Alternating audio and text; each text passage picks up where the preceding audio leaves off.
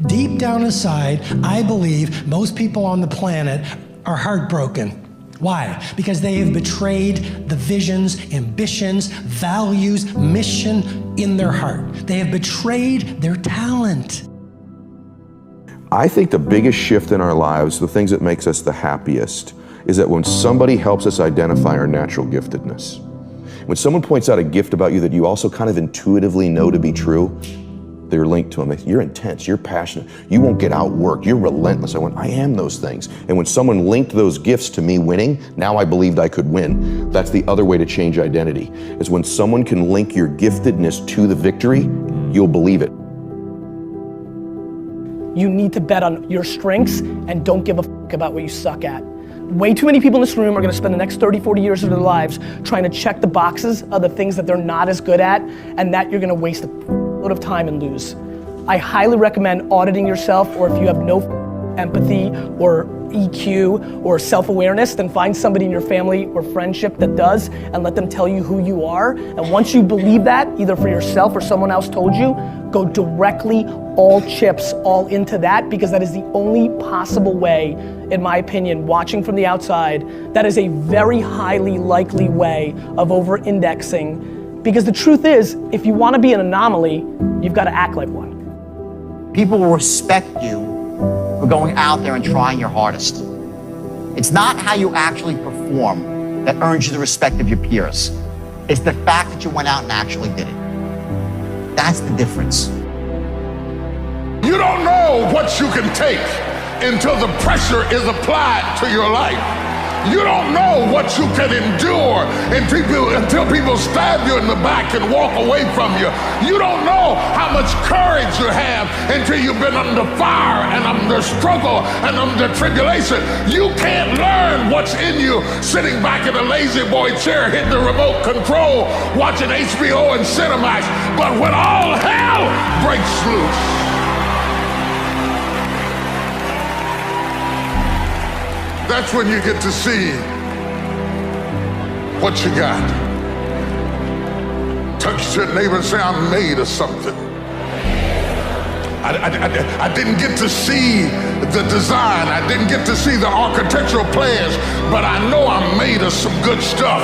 I can tell by the burdens I bear and the load I carry and the stuff I endure. I shock myself at what I'm able to take. It's not just that I shock my enemies, I shock myself. Most people go through life never discovering what their talents are. Most people never develop their talents. They have skills and abilities, but if you don't nurture them, if you don't develop them, they will never serve you. Your gifts can take you many places if you develop your gifts. Most of us don't like to do those things that come easy to us. If you decide to drop your buckets where you are and develop your gifts, I grant you, you'll never ever be without.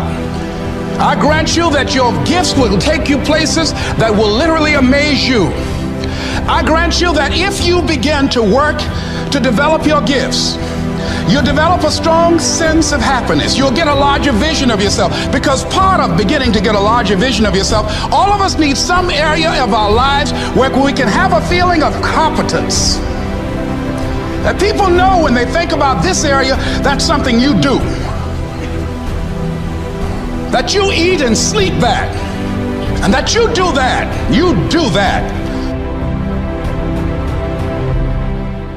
So the reason why most of you are not where you need to be economically, because you're counting on another man's gift or another woman's gift to make room for you, and that's not biblical.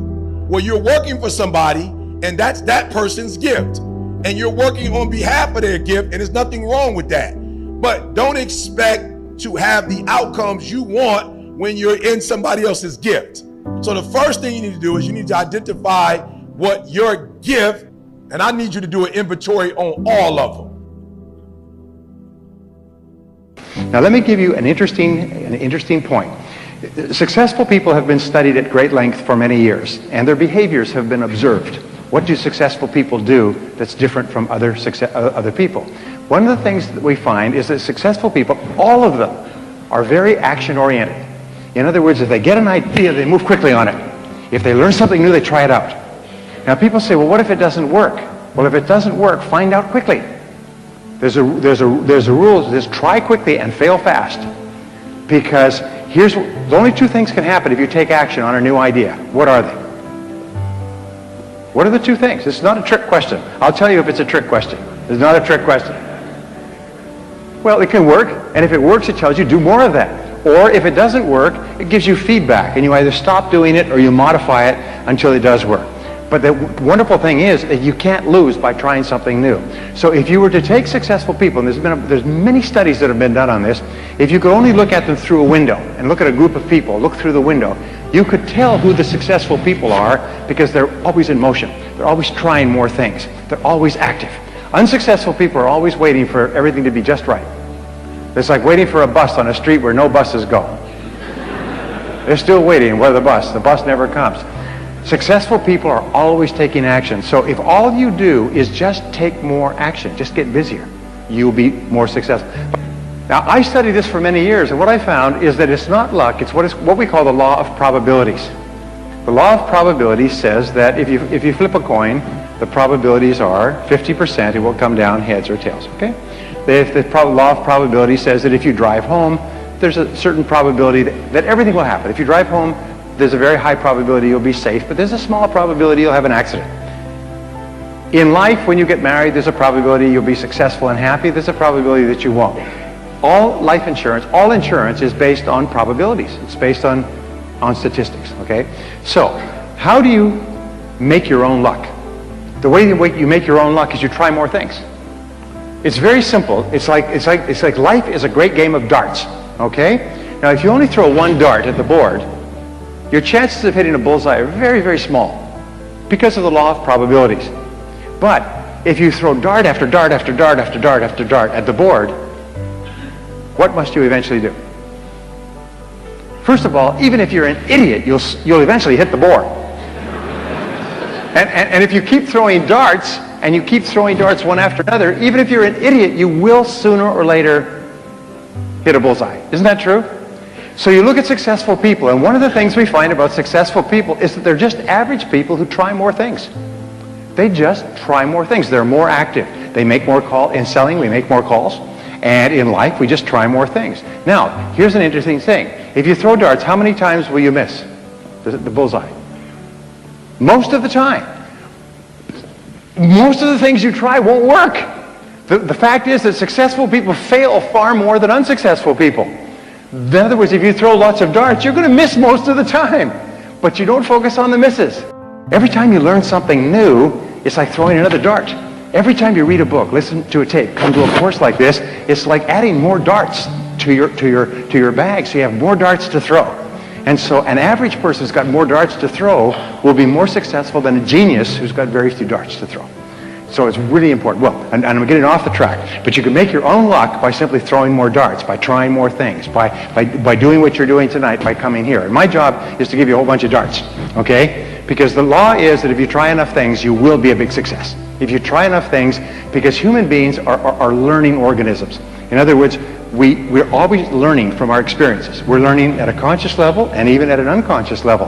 But you cannot help but learn. You're just learning all the time. So even if you're trying things and you're failing, you're still learning at a very fast rate. In fact, you learn more and faster from failure than from anything else. Nobody really learns much from success.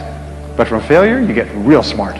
Whenever people fail to achieve their goals 99.9% of the time, and you ask them why, they'll tell you it's because of a lack of resources. That's what all these things are. I didn't have the support, right?